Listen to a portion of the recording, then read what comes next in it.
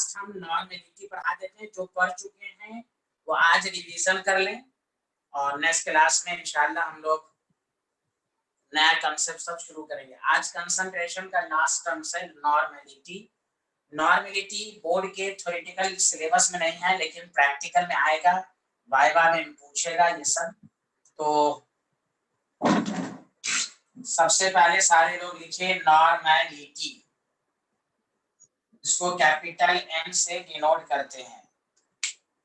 Normality लिखिए सारे लोग।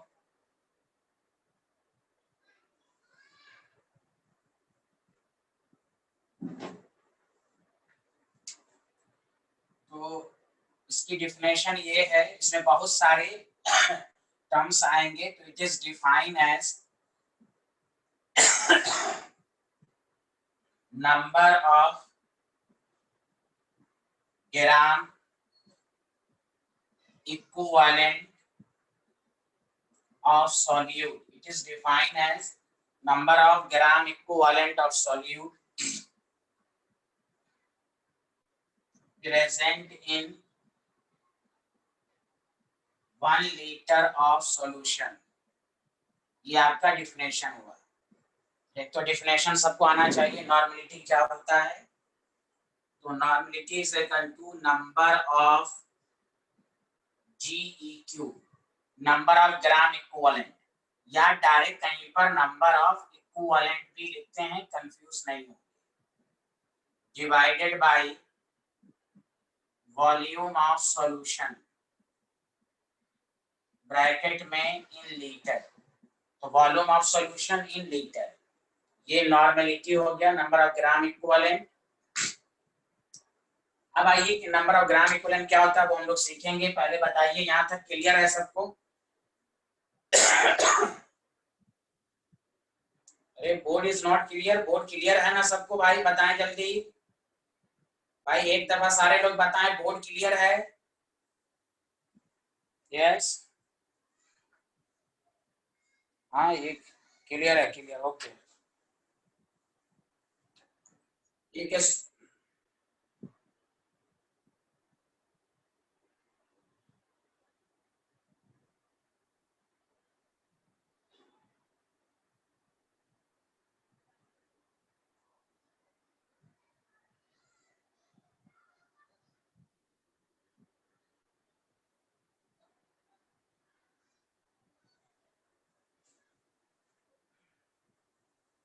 चलिए अब आइए कि नंबर ऑफ ग्राम इक्विवेलेंट कैसे निकालते हैं। तो इसके नाम ही से साबित है ग्राम।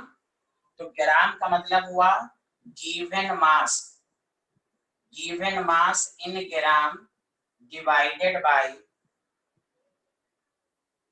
Equivalent mass. अब हम इक्विवेलेंट मास पढ़ेंगे। तो पहली बात कि एक एक टर्म्स की मीनिंग आना चाहिए कि नॉर्मेलिटी क्या है, और नॉर्मेलिटी में ग्राम इक्विवेलेंट का इन्वॉल्वमेंट है। तो number of gram equivalent is equal to, अगर आप कभी भूल जाएं तो ग्राम गिवन मास इन ग्राम को इक्विवेलेंट मास से डिवाइड करेंगे। तो नॉर्मेलिटी के लिए बहुत सारी बातें आपको जानना जरूरी है। एक तो पहली बात ग्राम इक्विवेलेंट, दूसरी बात इक्विवेलेंट मास। इक्विवेलेंट मास की दो डिफिनेशन होती है, एक ओल्ड व्यूज और एक मॉडर्न व्यूज। तो ओल्ड व्यूज से कोई लेना देना नहीं है, उतना पढ़ना भी नहीं है आपको, मॉडर्न व्यूज पढ़ेंगे। चलिए यहाँ तक सारे लोग लिखिए जल्दी से। यहाँ तक लिखिए सारे लोग प्लीज।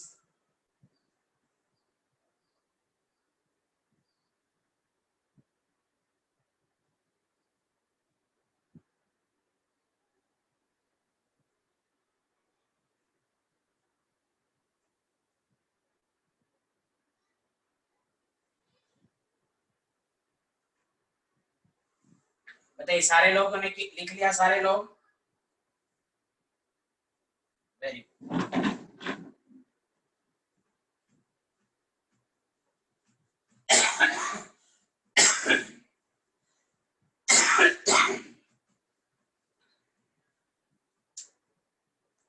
अब आइए कि नेक्स्ट में ये है कि सर इक्विवेलेंट मास क्या होता है। इसकी मीनिंग भी है, लेकिन आपको मॉडर्न इक्विवेलेंट मास के लिए सबसे पहली बात मोलर मास तो सबको निकालने आता ही है, डिवाइडेड बाय एन फैक्टर। पूरा लेक्चर आप एन फैक्टर पर होगा। एन फैक्टर का दूसरा नाम है valency factor. This is important. Equivalent mass, तो देखिए इसका मतलब ये हुआ कि नॉर्मलिटी के लिए आपको इक्विवेलेंट मास आना चाहिए, और इक्विवेलेंट मास के लिए मेन टारगेट करना है एन फैक्टर। तो नॉर्मलिटी इसलिए बच्चों को थोड़ा सा टफ लगता है, कोई टफ नहीं लगेगा आपको, बस आपको एन फैक्टर निकालने आ जाना चाहिए। अब what is the N factor which is also called valency factor? तो एक तो ये है कि देखिए सारे लोग सुनिए, जैसे कोई कहे इक्विवेलेंट वेट ऑफ एल्यूमिनियम बताओ, तो ये तो आसान है। एल्यूमिनियम का मोलर मास 27 और एल्यूमिनियम की वैलेंसी कितनी होती है 3, तो बहुत आसान है 9। आपको कोई कहे इक्विवेलेंट वेट ऑफ ऑक्सीजन, तो मोलर मास कितना है 16, ऑक्सीजन की वैलेंसी कितनी है 2, दिस इज आसान 8। Very good. Equivalent weight of sodium है तो 23 और वैलेंसी कितना है 1। तो देखिए एलिमेंट का तो निकालना आसान है, बेसिकली हमें कंपाउंड के बारे में जानना है। एलिमेंट का वैलेंसी आप 9th 10th से पढ़ते आ रहे हैं, सबको समझ में आ रहा है कि नहीं? चलिए इसको लिख लीजिए, फिर हम आगे बढ़ते हैं।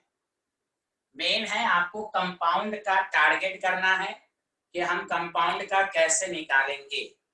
तो एलिमेंट में तो आसान इक्विवेलेंट वेट निकालना।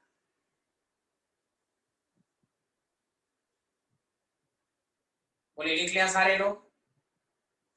Very good. दूसरा ये भी जानने की कोशिश कीजिए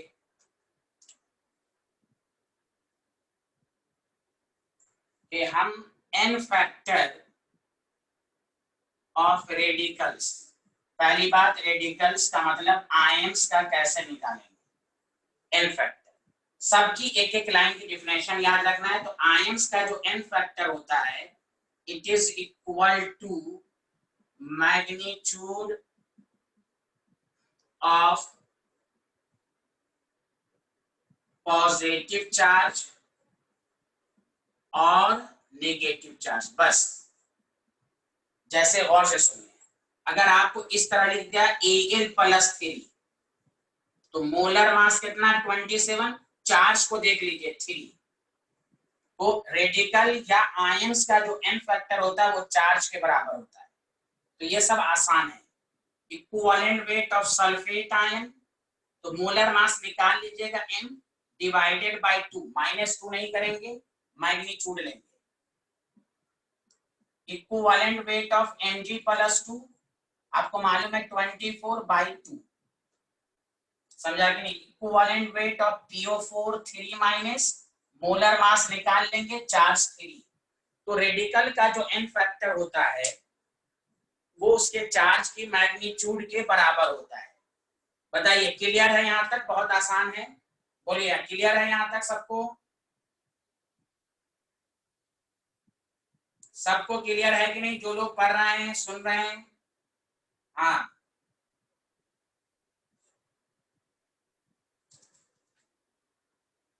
सिलिकॉन की वैलेंसी कितनी होती है 4 होती है, तो सिलिकॉन की वैलेंसी 4 से डिवाइड करेंगे। अगर चार्ज होगा तो चार्ज देंगे, न्यूट्रल एटम होगा तो वैलेंसी दे देंगे।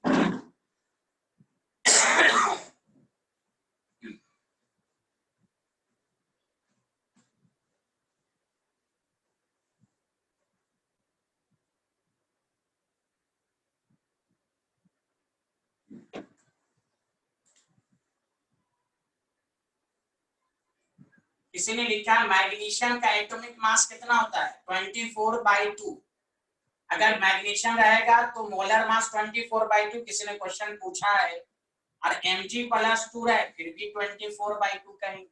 यहाँ मैग्नीशियम न्यूट्रल है तो वैलेंसी लेंगे 2, चार्ज के फॉर्म में रहेगा तो चार्ज रहेगा वही होगा, इसको सॉल्व करके 12 हो जाएगा। सबको समझ में आ रहा है भाई? किसी ने पूछा है तो मैंने बताया है, किसी ने क्वेश्चन पूछा है, बोलिए क्लियर है यहाँ तक? चलिए अब असल आइए कि सर कंपाउंड का जब रहेगा तो उसमें सबसे पहले आइए equivalent n factor of base, base क्या होता है? तो सारे लोग ध्यान दें। नहीं, अगर 12 लिखा है मोलर मास तो गलत है। मैग्नीशियम का मोलर मास 24 होता है। हो सकता है गलती से लिखा गया हो। मैग्नीशियम का मोलर मास 24 होता है, हो सकता है गलती से 12 लिखा गया हो। चलिए, एन फैक्टर ऑफ बेस, तो बेस का एन फैक्टर, जब भूलने वाली बात नहीं है ये। बेस क्या होता है? जो हाइड्रोक्सिल आयन दे, सिंपल। तो सिंपल कहेंगे it is equal to number of hydroxyl ion OH minus, OH minus given by one molecule of that base. तो एक बेस में जितने OH होंगे वही एन फैक्टर होगा। अब जैसे आपके पास देखिए बेस है, एन फैक्टर है, इक्विवेलेंट वेट है। सारे लोग ध्यान दें, आपके पास NaOH है, तो ये बेस है, तो इसका एन फैक्टर बताइए सारे लोग लिखकर, कितना होगा? NaOH का एन फैक्टर कितना होगा? सारे लोग लिख के दिखाएं। NaOH का एन फैक्टर या वैलेंसी फैक्टर कितना होगा?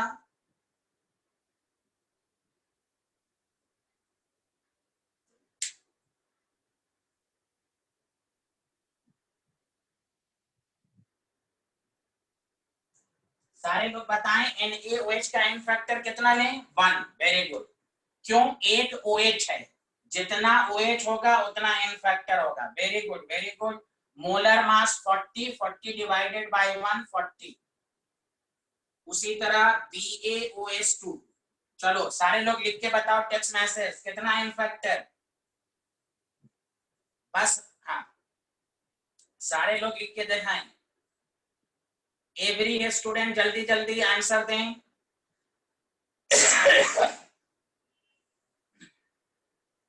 Every student fast. 2। तो हो जाएगा molar mass bye 2। Molar mass आप कैलकुलेट कर लेंगे। तो आपको जब न्यूमेरिकल करना है नॉर्मेलिटी का, तो बस आपका माइंड ये चलना चाहिए कि वो बेस है कि एसिड है या सॉल्ट है। तो यहां देखें, AnOH3, जल्दी बताएं इसका एन फैक्टर कितना होगा? जल्दी बताएं एन फैक्टर कितना होगा? फास्ट। 3। वेरी गुड, बहुत अच्छे, M/3। तो बस ये छोटी छोटी बातें याद रखनी है कि बेस का एन फैक्टर हाइड्रोक्सिल आयन के बराबर होगा। सिंपल। बोलिए, आगे बढ़े, सब लोगों को समझ में आया? बेस का एन फैक्टर निकालने में किसी को डाउट है? बेस का एन फैक्टर निकालने में किसी को डाउट है? जल्दी बोलें। Very good.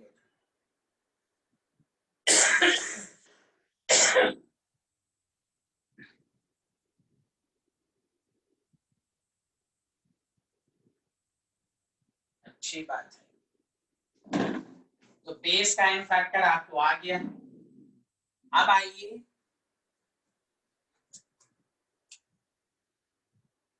बी पार्ट लिखिए, N factor of salt.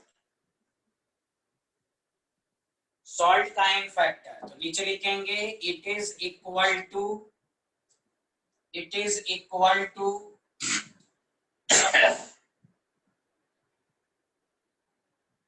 it is equal to magnitude of either positive charge. पहले एक एक लाइन को देखेंगे, आइदर पॉजिटिव चार्ज और नेगेटिव चार्ज। सॉल्ट का एन फैक्टर निकालने के लिए हम केटायन या एनायन के चार्ज को देखेंगे बस। अगर आपके पास सॉल्ट है, एन फैक्टर है, इक्विवेलेंट वेट है आपके पास, तो अब आपके पास NaCl है, तो पहले चेक करेंगे ये सॉल्ट है। तो बताइए सारे लोग एन फैक्टर कितना लिखोगे? सारे लोग बताओ। 1। और सब लोग जल्दी जल्दी बताएं। हाँ, केटायन या एनायन का चार्ज। Very good. केटायन या एनायन, Na पर प्लस होता है, Cl पर माइनस। कोई दिक्कत तो नहीं है। n फैक्टर 1, मोलर मास निकाल के m से 1 से डिवाइड कर देंगे, m आ जाएगा। और एक बात और, जिसको चार्ज निकालने में परेशानी हो तो आप क्या करेंगे, केटायन या एनायन की वैलेंसी ले लेंगे। आपको मालूम है सोडियम की वैलेंसी कितनी होती है, 1 है। क्लोरीन की वैलेंसी कितनी होती है, 1। अगर मेन कंसेप्ट है चार्ज निकालने में कहीं पर परेशानी हो तो किसी एक का, केटायन या एनायन में किसी एक का आप वैलेंसी ले लें। NO2SO4, this is salt. सारे लोग लिख के दिखाओ n फैक्टर कितना है।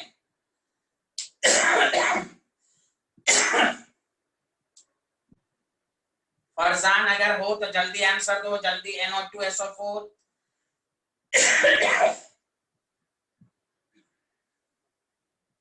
NO2SO4 का n फैक्टर।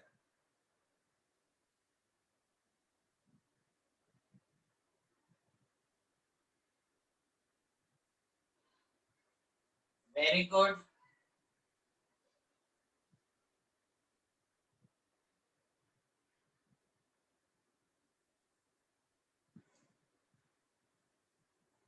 तो देखिए NO2SO4 का n फैक्टर कितना होगा, 2।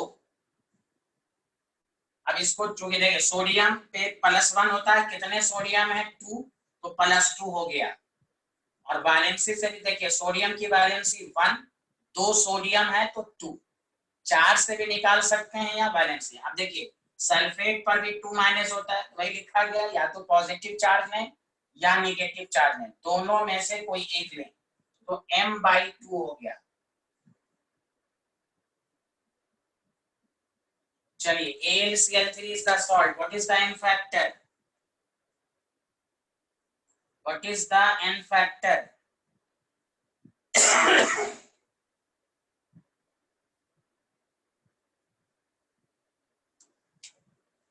ये भी सॉल्ट है, n फैक्टर कितना हो जाएगा, 3।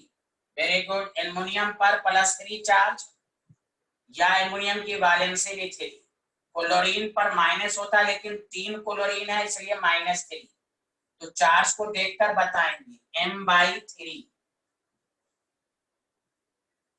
नेक्स्ट देखिए Al2SO4 3। चलिए जल्दी बताइए इसका Al2SO4 3।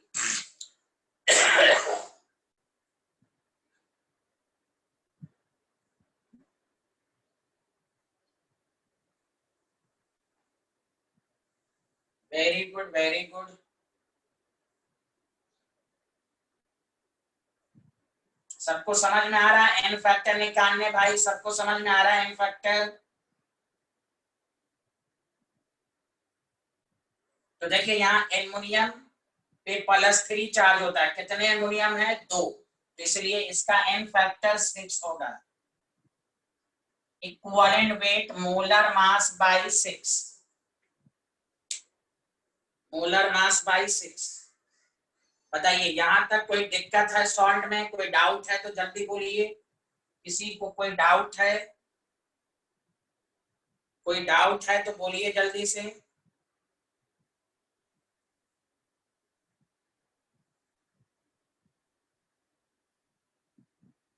सबको समझ में आ रहा है।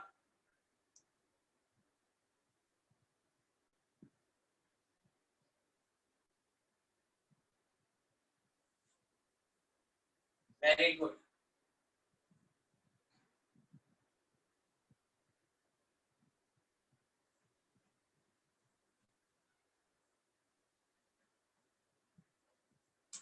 अच्छा, एक इंपॉर्टेंट है कि अगर आपको पास KCl MgCl2 dot 6s2, this is called carnallite, this is also salt. सारे लोग इसका एन फैक्टर बताइए, आराम से सोच समझ के आंसर दीजिए। This is salt, what is the N factor?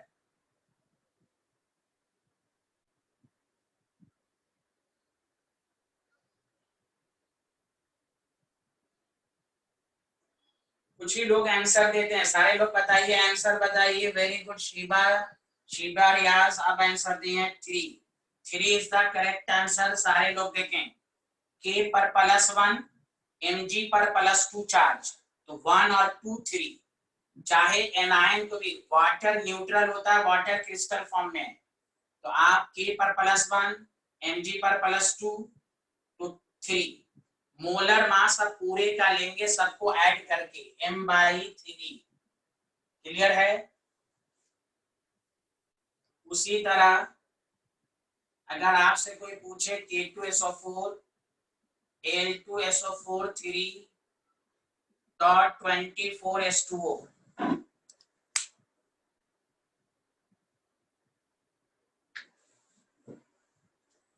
बताइए सारे लोग, इसको कहते हैं पोटाश एलम। इसका आप एन फैक्टर निकाल के दिखाइए।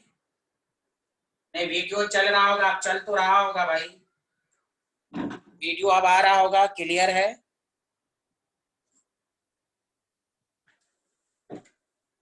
हाँ, very good, very good Shiba Riyaz 8। K2SO4, देखिए इसमें K का +1, K कितना है 2 हो गया, और हाँ वेरी गुड, वेरी गुड। कर्नालाइट एक तरह का सॉल्ट है, इसको कहते हैं कर्नालाइट एक तरह का डबल सॉल्ट है। हम सॉल्ट पढ़ रहे हैं, कर्नालाइट डबल सॉल्ट है, आप कोऑर्डिनेशन कंपाउंड में पढ़ेंगे। अभी आप एन फैक्टर निकालने से मतलब रखिए बस, बाकी डिटेल आप पढ़िएगा। कर्नालाइट एक तरह का डबल सॉल्ट है, 2 सॉल्ट है कि नहीं, एक तरह का एडिशन कंपाउंड है, 2 कंपाउंड को मिक्सअप करके बना। अभी हम लोग जो चीज है उसी पर पीएचडी करें, एन फैक्टर है तो एन फैक्टर निकालना सीखें।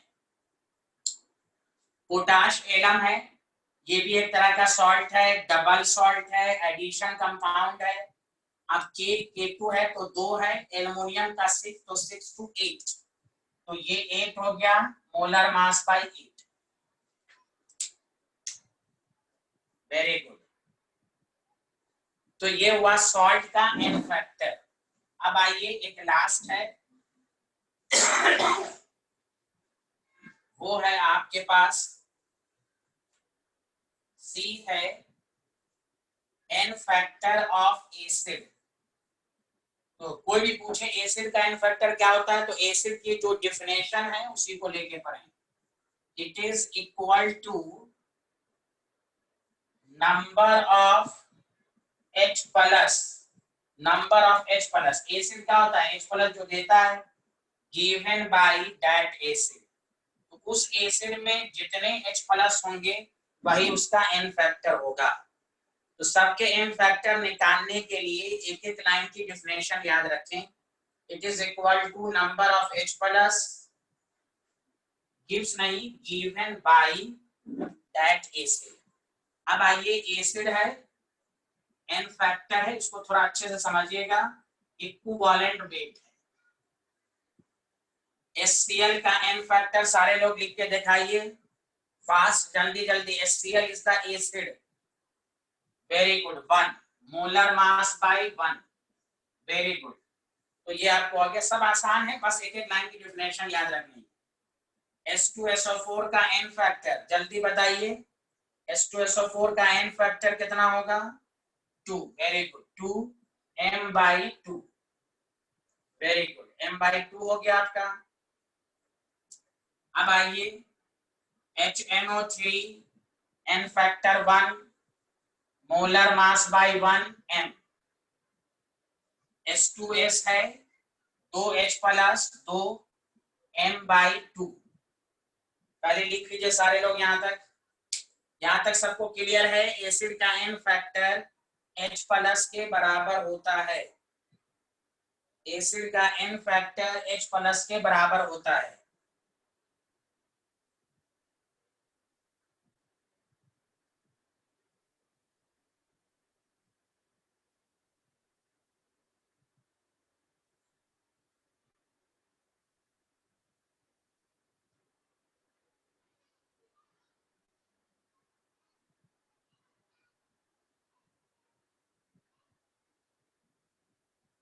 लिख लिया आप लोगों ने?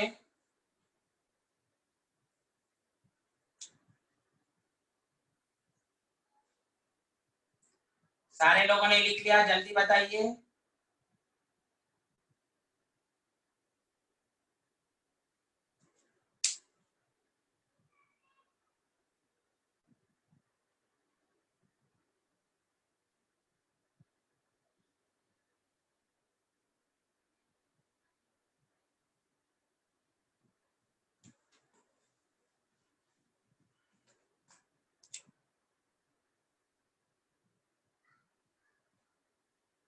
देखिए आपके पास this is very important, H3PO4 n factor 3।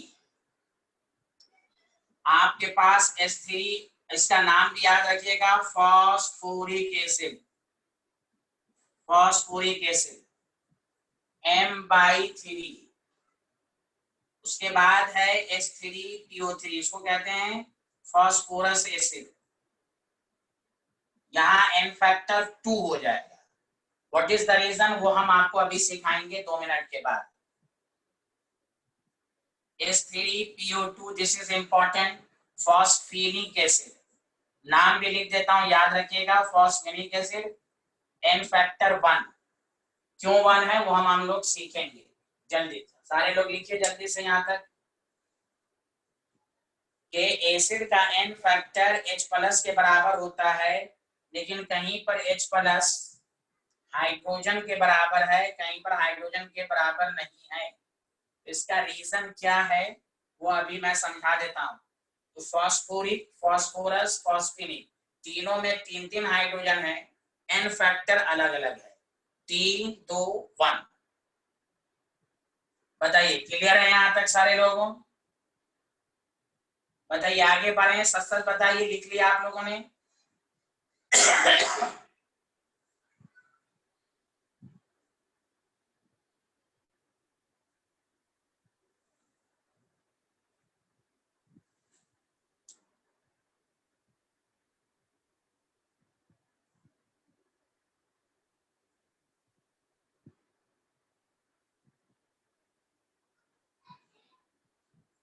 लिख लिया, बोलिए।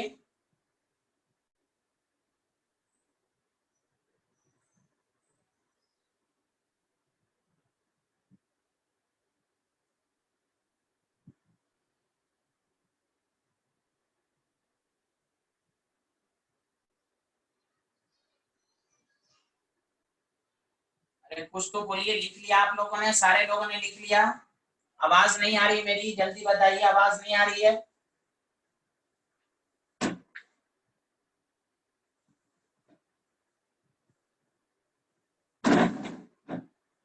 हाँ, अब देखिए कि ऐसा क्यों होता है कि एसिड में n फैक्टर जो H+ के बराबर है वो किसी में हाइड्रोजन के बराबर है, किसी में नहीं है। Yes, good.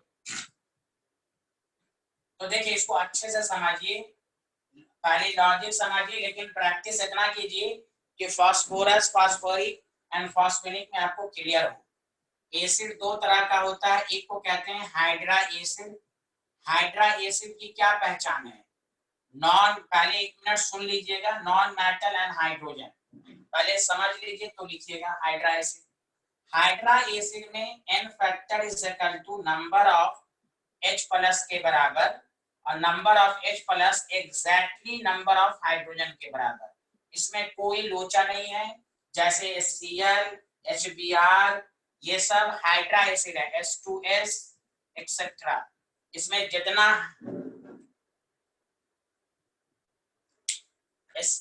ये जितना आपके पास हाइड्रा एसिड में H+ होगा, उतना H+ जो होगा वो हाइड्रोजन के बराबर होगा। तो इसमें एक, अब आइए ऑक्सी एसिड क्या होता है? अब 2 एसिड होता है, एक होता है हाइड्रा एसिड, एक होता है ऑक्सी एसिड। 2 मिनट रुक जाइए, समझ लीजिए अच्छे से। व्हाट इज द पहचान of oxy acid? Non metal plus hydrogen plus oxygen.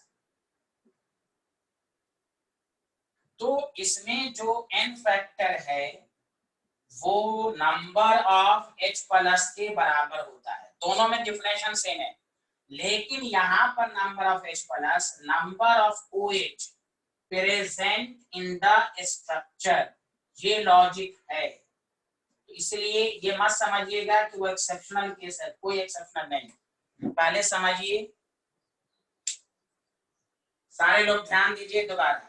Acid दो तरह के होते हैं, एक को कहते हैं हाइड्रा एसिड, एक को कहते हैं ऑक्सी एसिड। हाइड्रा एसिड क्या होता है? Non metal plus hydrogen. तो हाइड्रा एसिड में एन फैक्टर H प्लस और H प्लस हाइड्रोजन के बराबर, जितना हाइड्रोजन उतना H प्लस। इसकी यानी इस तरह समझो, कोई भी पूछे HCl कितना H प्लस दिया? एक। क्यों दिया? तो एक हाइड्रोजन की वजह से। हाइड्रा एसिड में H प्लस हाइड्रोजन पर डिपेंड करता है। HCl में एक हाइड्रोजन एक H प्लस, H2S में दो हाइड्रोजन दो H प्लस। अब आइए ऑक्सी एसिड में। ऑक्सी एसिड की क्या है एग्जांपल? H2SO4 हो गया, HNO3 हो गया, H3PO3 वगैरह वगैरह। सारे लोग ध्यान दें, ऑक्सी एसिड की पहचान non metal, oxygen and hydrogen. पहले सुनिए अच्छे से, H2SO4 है, सब लोग को मालूम है ये कितना H प्लस दिया? दो। लेकिन स्टूडेंट से पूछा जाए ये दो H प्लस क्यों दिया, तो मोस्टली स्टूडेंट कहते हैं दो हाइड्रोजन की वजह से दिया। गलत है। यहाँ ऑक्सी एसिड में दो H प्लस दो OH की वजह से दिया है। ये क्यों, वो मैं स्ट्रक्चर से समझाऊंगा। दोनों में फर्क समझ लें। हाइड्रा एसिड में H प्लस हाइड्रोजन के बराबर होता है। ऑक्सी एसिड में H प्लस कितना दिया वो हाइड्रोजन पर डिपेंड नहीं करता, वो OH पर डिपेंड करता है। वो हम जल्दी में कह देते हैं कि दो हाइड्रोजन दो H प्लस। कोई आपसे क्रॉस क्वेश्चन करे कि H2SO4 release 2H plus, why? Due to the presence of two hydrogen? No. Oxy acid में H प्लस हाइड्रोजन की वजह से नहीं है, OH की वजह से है। यहां तक सबको समझ में आया कि हाइड्रा एसिड में H प्लस हाइड्रोजन के बराबर, ऑक्सी एसिड में H प्लस OH के बराबर। ये क्लियर हुआ कि नहीं? फिर मैं आगे बढ़ूंगा। क्लियर? Very good. चलिए इसको लिख लीजिए, फिर मैं एग्जांपल देता हूं। हाँ, वेरी गुड वेरी गुड। दोबारा मैं रिपीट कर देता हूं। एक तो आपकी प्रैक्टिस इतनी अच्छी हो कि फास्फोरस में आपको डायरेक्ट याद हो, लेकिन याद लॉजिक के साथ हो तो अच्छी बात है। कोई भी पूछे, देखिए हम लोग 9th 10th तक ये पढ़ते आ रहे हैं। एक दफा 2 मिनट सुन लीजिए, फिर हम आगे बढ़ेंगे। कंफ्यूजन दूर कीजिए कि एसिड क्या होता है जो H प्लस दे, क्लियर। लेकिन H प्लस का देना किस पर डिपेंड करता है, तो हम लोग कहते हैं हाइड्रोजन पर डिपेंड करता है। ये सही है, हर केस में सही नहीं है। हाइड्रा एसिड में H प्लस हाइड्रोजन पर डिपेंड करेगा, कोई डाउट नहीं इसमें, कोई लोचा नहीं, कुछ भी गलत आंसर नहीं आएगा। जितना हाइड्रोजन उतना H प्लस आएगा। ऑक्सी एसिड में जैसे HNO3 है, दिस इज ऑक्सी एसिड, एक H प्लस दिया, लेकिन रीजन पूछिएगा तो मोस्टली स्टूडेंट गलत आंसर देंगे कि एक H प्लस एक हाइड्रोजन की वजह से दिया। गलत। HNO3 एक H प्लस दिया एक OH की वजह से। ये नजरिया आपको डिफरेंस मालूम होनी चाहिए कि हाइड्रा एसिड H प्लस दिया हाइड्रोजन की वजह से, ऑक्सी एसिड H प्लस देता है OH की वजह से। ये क्लियर कर लें, ये हम लोग रटे हुए हैं, हाइड्रोजन है H प्लस है, नॉट। ऑक्सी एसिड में H प्लस OH पर। मुझे उम्मीद है सबको समझ में आया होगा। अब आइए पूरा मैं स्ट्रक्चर के साथ आपको समझाता हूं। आइए H2SO4 ध्यान दीजिए। आप केमिकल बॉन्ड में पढ़ चुके हैं। देखिए स्ट्रक्चर, सारे लोग देखिए, OH, सारे लोग देखिए OH OH। ऑक्सीजन पर नेगेटिव, H पर प्लस, तो देखिए H प्लस रिलीज होता है। तो OH दो OH है, कहां इसमें हाइड्रोजन लगा हुआ है? दो OH, इसलिए इसका N फैक्टर 2। अब आइए HNO3, सारे लोग ध्यान दीजिए, N डबल बॉन्ड हो, OH है एंड O। देखिए एक OH, कहां हाइड्रोजन है इसमें? अब आइए जो सबसे इंपॉर्टेंट है H3PO4, H3PO4, P double bond O, OH, OH and OH, 3OH तो 3H प्लस दिया, ठीक है यहां तक। अब असल कंफ्यूजन दूर होगा, H3PO3 तो P double bond O, OH, OH, H। अब देखिए सारे लोग ध्यान दीजिए, H3PO3 दो OH, ये हाइड्रोजन नॉन एसिडिक हाइड्रोजन है, ये एसिडिक हाइड्रोजन नहीं है, नॉन एसिडिक, इसलिए दो OH, इसलिए इसका N फैक्टर 2। लॉजिक है H3PO2, P double bond O, OH, H और H, एक OH है इसलिए N फैक्टर 1। तो ये एक्सेप्शन नहीं है, हम लोग पढ़ते हैं दूसरे तरीके से कि हाइड्रोजन को मान लेते हैं एसिड, जो कि गलत है। इसलिए याद रखना है कि एसिड का देखो स्ट्रक्चर का बनाना वो 11th का है, वो तुमको अभी बाद में मैं समझा दूंगा, जब लॉकडाउन खत्म होगा ऑफलाइन में आपको मैं समझा दूंगा। बस ये समझिए कि सल्फर 6 बॉन्ड बनाता है, बस अभी ये लॉजिक समझिए जिन्होंने क्वेश्चन पूछा है कि एन फैक्टर ऐसा क्यों है उसको देखिए। बाकी स्ट्रक्चर ड्रॉ करने का तरीका हम लोग एक्स्ट्रा क्लास रखेंगे, उसमें हम बता देंगे आपको, 11th के केमिकल बॉन्ड में है, उस पर मत जाइए, स्ट्रक्चर आए ना आए वो बात की बातें हैं। हमारा कंसेप्ट ये क्लियर होना चाहिए कि ऑक्सी एसिड में number of H plus OH पर डिपेंड करता है, इसको समझिए। देखिए दो OH है, दो H प्लस है, तीन एक OH है, एक H प्लस है। नहीं आता है वो आप पी ब्लॉक में पढ़िएगा, जब पी ब्लॉक पढ़िएगा वहां हम स्ट्रक्चर ड्रॉ करने का तरीका सिखाएंगे, ये सॉल्यूशन चैप्टर है, ये फिजिकल केमिस्ट्री है, समझा। पी ब्लॉक में सब कुछ समझाएंगे, घबराइए मत, सब आ जाएगा। अभी एन फैक्टर को डिस्कशन हम लोग कर लें, एन फैक्टर ऐसा क्यों है वो आपको आना चाहिए, ये आपको आ रहा है कि नहीं, ये आपको आना चाहिए। बताइए लॉजिक सबको समझ में आया ऑक्सी एसिड का एन फैक्टर, जल्दी बोलिए। ऑक्सी एसिड का एन फैक्टर का लॉजिक सबको समझ में आया? हाँ, शॉर्ट ट्रिक्स भी याद रखिएगा, अगर एक तो रीजन मेन होता है कंसेप्ट, शॉर्ट ट्रिक्स ये याद रखिएगा कि if phosphorus present as central atom in oxy acid, तो number of H plus number of oxygen -1, ये शॉर्ट ट्रिक सिर्फ फास्फोरस के लिए वैलिड है। तो देखिए H3PO4 में 4 ऑक्सीजन, 4 -1 3, H3PO3 में 3 3 -1 2, 2 -1 1, ये शॉर्ट ट्रिक सिर्फ फास्फोरस। लेकिन शॉर्ट ट्रिक्स तो है, चलिए सब क्लियर है तो आप याद कर लीजिएगा। मेन होता है कंसेप्ट कि ऑक्सी एसिड में H प्लस OH पर डिपेंड करता है। बताइए सबको क्लियर हुआ यहां तक, जल्दी बोलिए। अगर phosphorus present as central atom in oxy acid, तो ये शॉर्ट ट्रिक्स याद रखिए, नंबर ऑफ ऑक्सीजन -1। हाँ वेरी गुड, स्ट्रक्चर सब हम सिखा देंगे, घबराना नहीं है, वो पी ब्लॉक में आएगा। हर चैप्टर में हर चैप्टर का कंसेप्ट डिस्कशन करेंगे।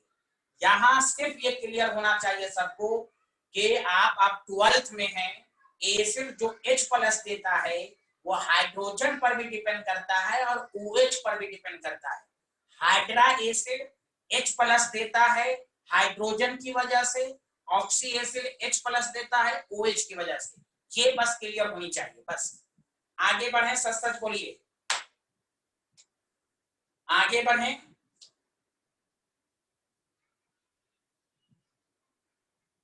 जल्दी बोलिए, आगे बढ़े, सबको समझ में आ गया, लिख लिया आप लोगों ने?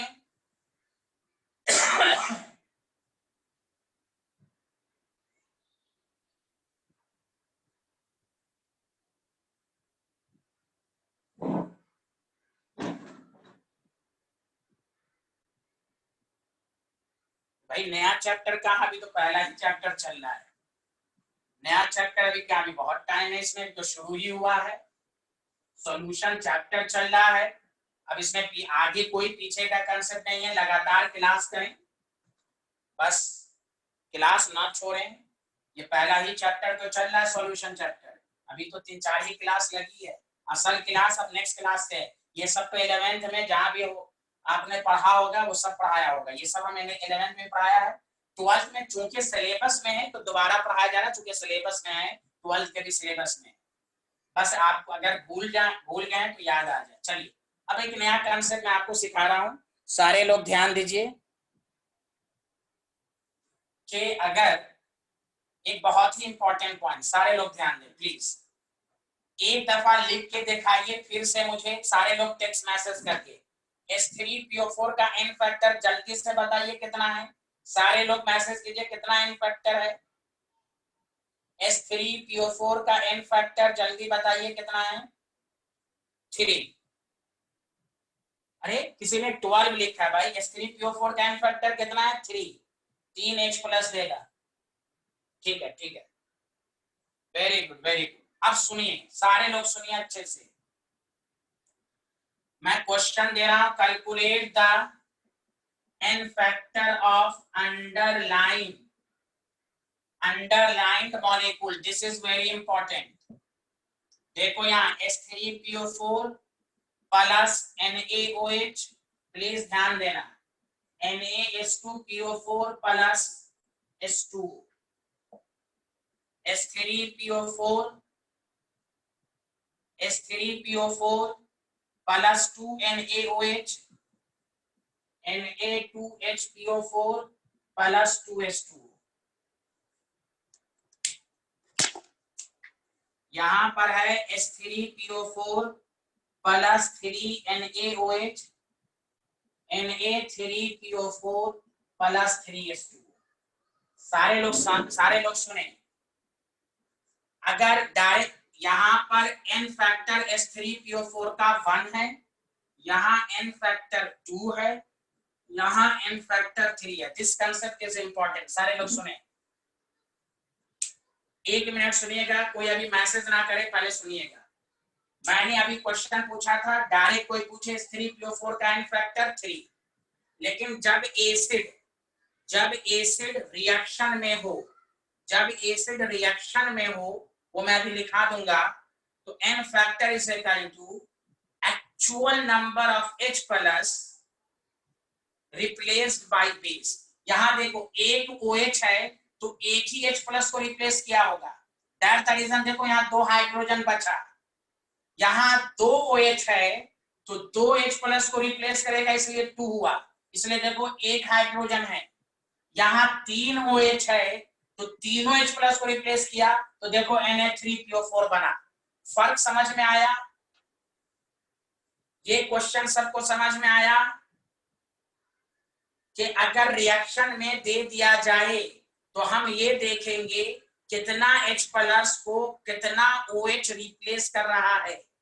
डायरेक्ट पूछेगा तो S3PO4 का n फैक्टर 3 बोलेंगे, लेकिन यहाँ देखिए हर कंडीशन में अलग अलग आ रहा है, यहाँ 1 आ रहा है, यहाँ 2 आ रहा है, यहाँ 3 आ रहा है। जल्दी बताइए सबको समझ में आया? ये यहाँ पर सबको समझ में आया कि नहीं आया, जल्दी बोलें।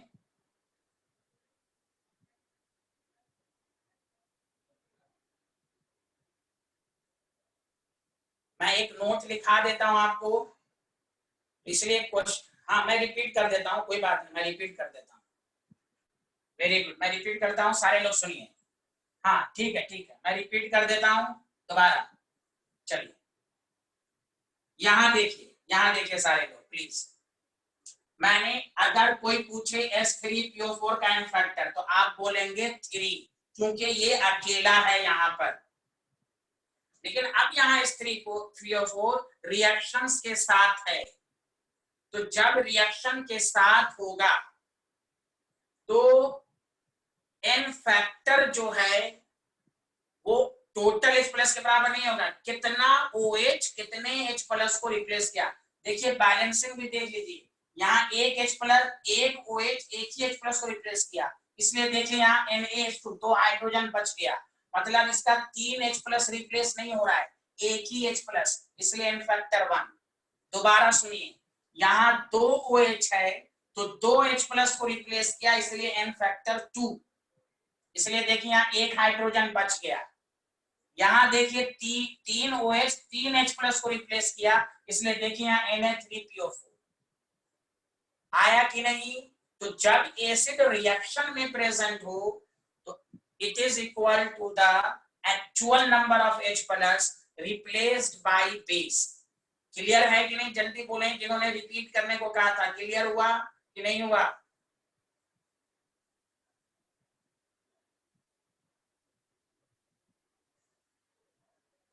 हाँ, अब मैं लिखवा भी देता हूं, इसको लिख लीजिए सारे लोग।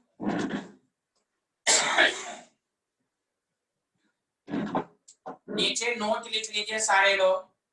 If acid present in the reaction, if acid present in the reaction, then n factor of that acid is equal to actual number of H+ replaced by base। कितना OH रिप्लेस करेगा ये होगा। चलिए, इतनी बातें आपको याद रखनी है। अब आपको एक रिलेशन में सिखाता हूं, फिर ये पूरा कंसंट्रेशन टर्म खत्म। Next class is very important. जल्दी लिखिए कि मैं फिर नई चीज बताऊं। जल्दी लिखिए। नॉर्मलिटी थ्योरेटिकल बोर्ड लेवल में, थ्योरेटिकल पेपर में नहीं है, लैब में पूछेगा नॉर्मलिटी की डेफिनेशन वगैरह। लिख लिया सारे लोग? गुड।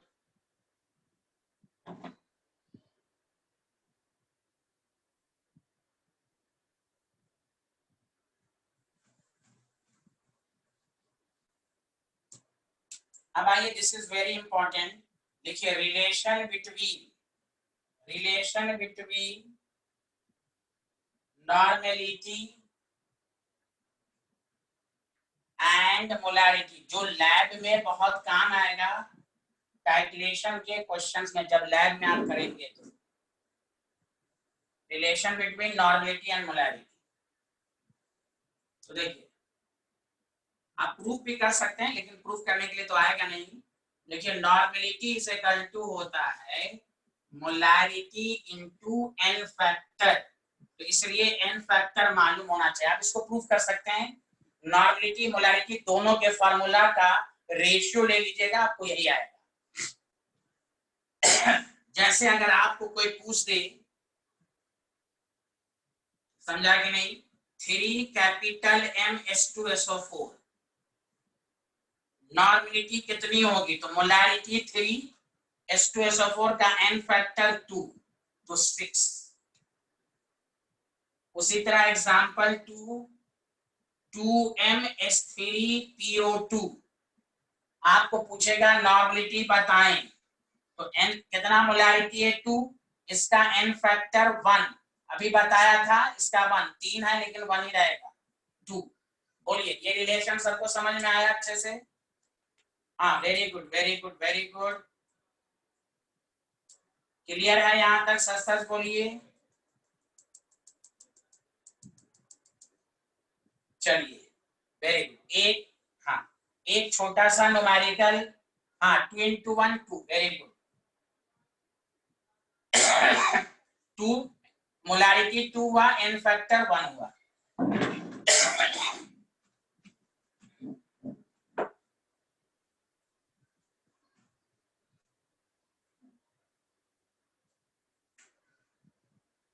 अब आइए सारे लोग ध्यान दें। एक क्वेश्चन लिखिए, एन एक्वस सॉल्यूशन। जल्दी लिखिए। An aqueous solution contains 9.8% H3PO4 by mass। Calculate the normality if density of solution is 1.25 ग्राम पर ml। देखिए इसको कैसे करेंगे, सारे लोग ध्यान दें, मैं खुद करूंगा, मैं ऑप्शन नहीं दूंगा जानबूझ के। चलिए सारे लोग ध्यान दें, क्वेश्चन लिख लिया आप लोगों ने?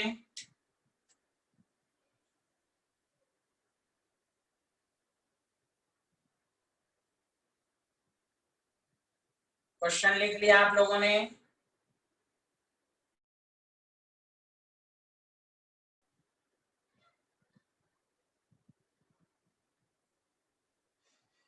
बताइए क्वेश्चन लिख लिया? किसी का आंसर नहीं आ रहा, लिख लिया आप लोगों ने?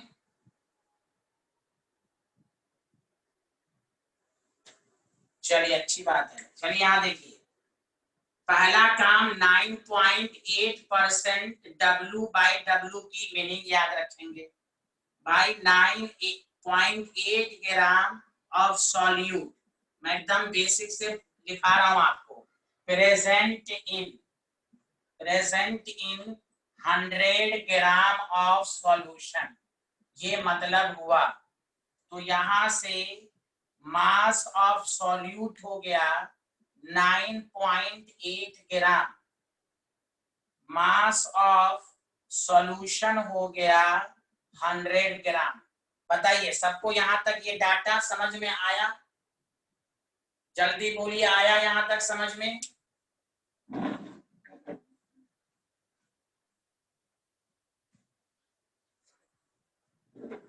Very good. अब देखिए नॉर्मेलिटी के लिए क्या है, नंबर ऑफ ग्राम इक्विवेलेंट। तो सबसे पहली बार हम इक्विवेलेंट वेट ऑफ H2SO4 निकाल लेंगे, सॉरी H3PO4। तो इसका मोलर मास, तो देखिए मोलर मास कितना होगा 3, फास्फोरस का 31 और 64, ये भी 98, एन फैक्टर कितना 3। हम इक्विवेलेंट वेट निकाल लेंगे, क्लियर है? नॉर्मेलिटी के लिए हमें वॉल्यूम चाहिए, वॉल्यूम मालूम नहीं है, तो volume of solution is equal to mass of solution divided by density of solution. तो मास ऑफ सॉल्यूशन 100, डेंसिटी आपका 1.25, तो आपके पास आ गया 100 इंटू 100 125, तो आपका 80 ml। पहले ये मीनिंग सबको समझ में आई? इक्विवेलेंट वेट निकाल लिया, वॉल्यूम मालूम नहीं था, वॉल्यूम निकाल लिया। बताइए क्या आप लोगों ने ये नीचे का लिख लिया है? जल्दी बोलिए, क्या आप लोगों ने ये लिख लिया है? जल्दी बोलिए।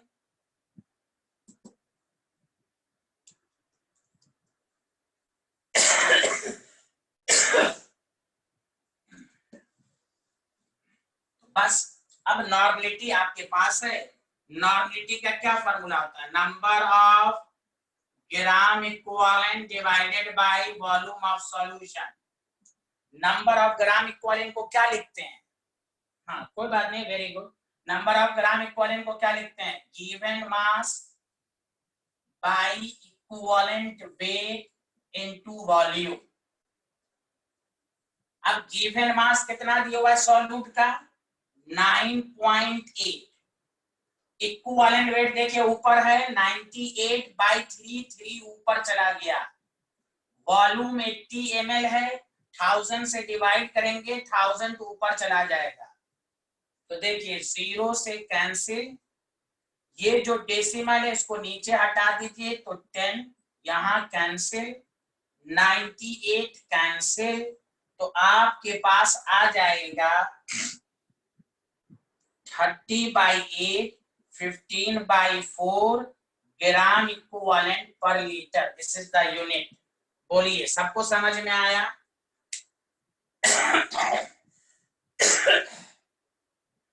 बोलिए सबको समझ में आया कि नहीं आया? जल्दी बोलिए।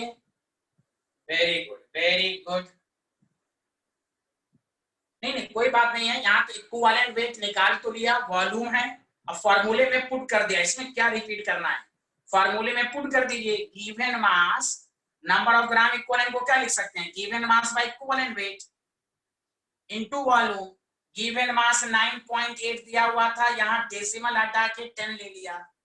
कैलकुलेशन का खेल है, डाटा सब तो मैंने जानबूझ के लिख ही दिया है ना। गिवन मास 9.8, इक्विवेलेंट वॉट 98/3, 3 ऊपर चला गया। वॉल्यूम का डाटा रख दीजिए। बोलिए आया सबको समझ में? ए अल्लाह, बोलिए जल्दी से आया कि नहीं?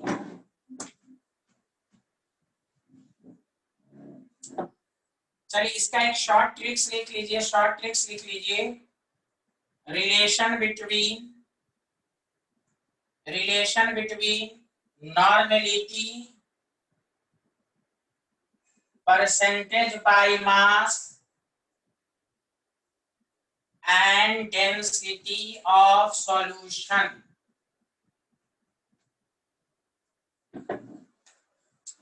तो ये है, तो इसको हम शॉर्ट फॉर्म में लिख सकते हैं, percentage by mass into 10 into D divided by equivalent weight. This is the short tricks. तो परसेंटेज बाय मास कितना है? 9.8, 10 रहने दीजिए, डेंसिटी 1.25, मोलर मास कितना है? इक्विवेलेंट वेट 98/3, 3 ऊपर चला गया। अब इसको सॉल्व कर लीजिए, वही आंसर आएगा जो आपको मैंने बताया है। तो 98 इंटू 10 125 इंटू 3 और डेसिमल 10 98, इसका आपने 10 नीचे 100 नीचे लिख लिया। 98 98 कैंसिल, 10 10 कैंसिल, 25 25 25, ये देखिए 15/4 आ गया। This is the answer. बोलिए आया सबको समझ में? जल्दी बोलिए।